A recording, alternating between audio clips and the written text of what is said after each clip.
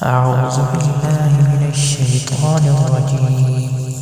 بسم الله الرحمن الرحيم.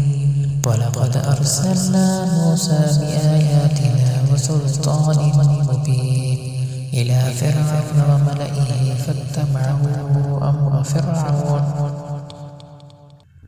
وما أمر فرعون برشيد يقدم قومه يوم القيامة فأوردهم النار وبئس الورد المورود وأتبعوا في هذه لعنة ويوم القيامة بئس الرفد المرفود.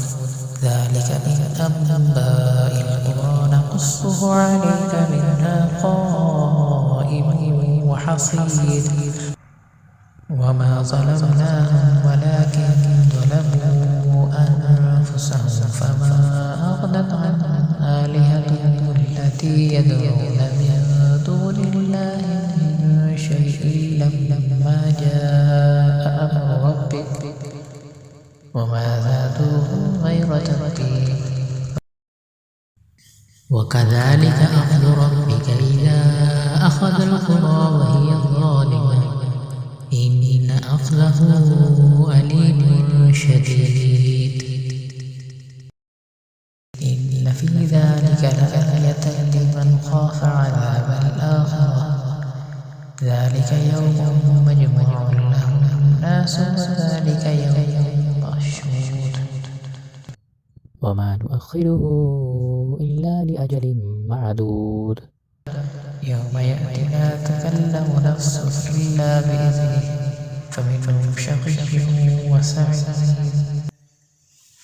فأما الذين شقوا ففي النار لهم فيها زفير وشهيق خالدين فيها ما دامت السماوات والأرض إلا ما شاء ربك إن ربك فعال لما يريد.